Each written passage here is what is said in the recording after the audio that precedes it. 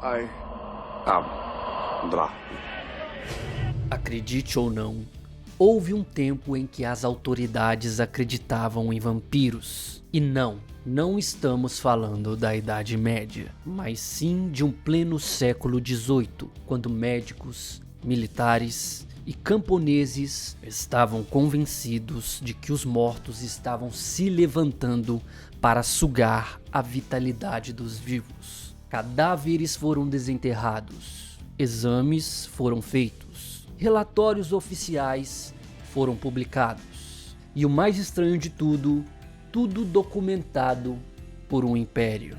Hoje vamos mergulhar na epidemia de vampiros que assolou a Sérvia, chocou a Europa e moldou o que você conhece sobre a figura do vampiro moderno. Mas antes, tamo na área, se derrubar é pênalti, já vai compartilhando esse vídeo, deixe o seu like, ative o sininho para você receber mais recomendações do YouTube e seja bem-vindo ao canal.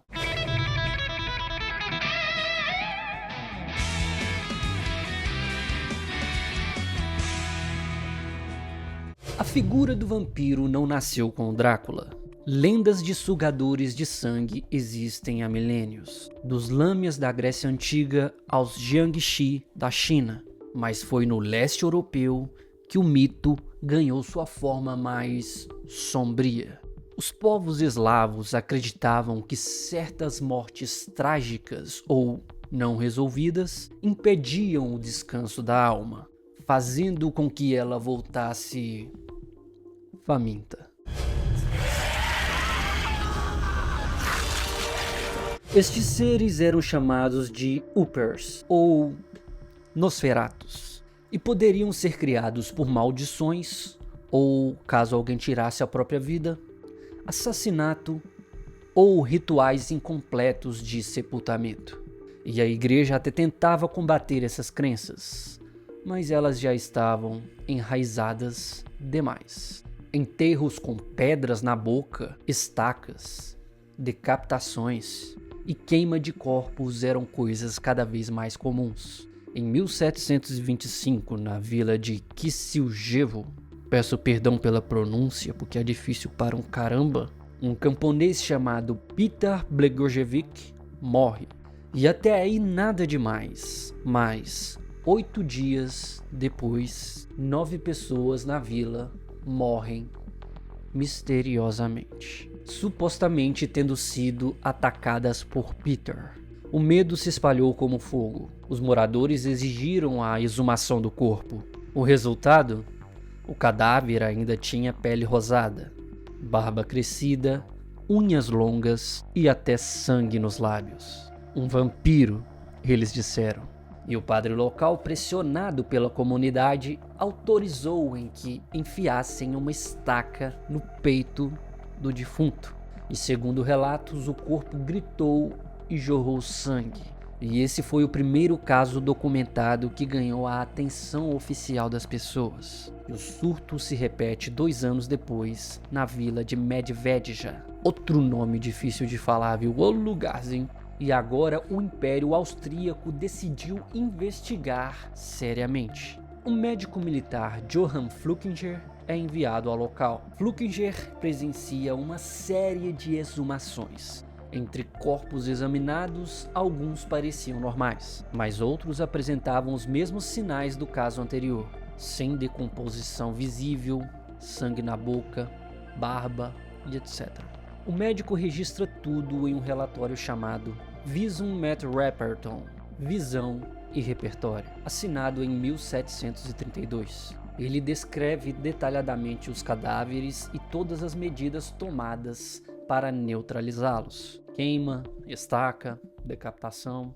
E esse documento se espalhou pela Europa e virou manchete. A partir dali, o vampiro deixou de ser uma superstição oral e se torna um fenômeno cultural.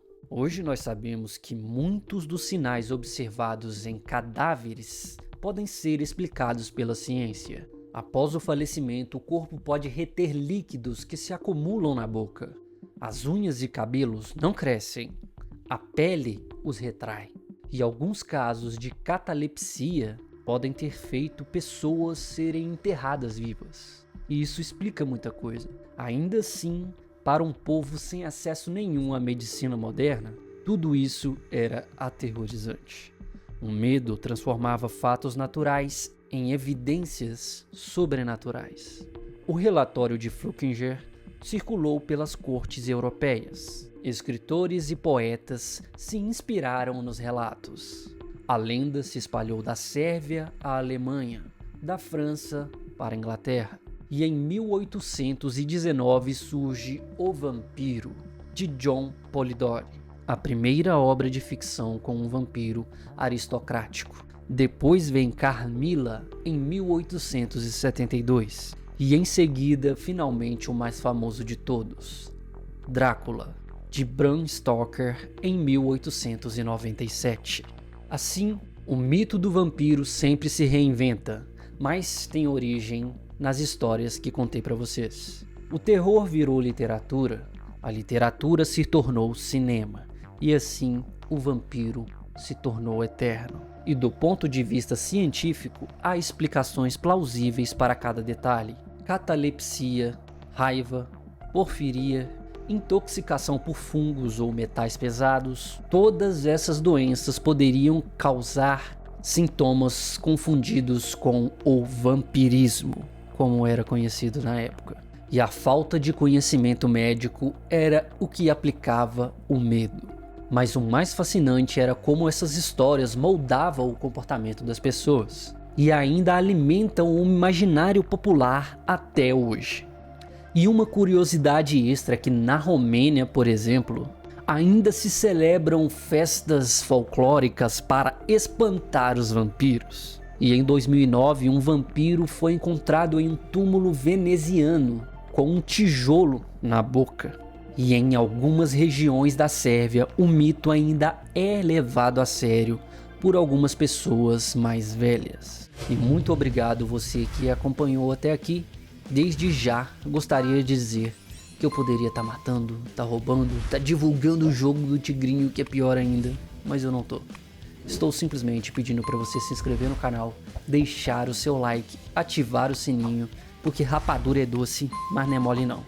Tamo junto e até o próximo vídeo.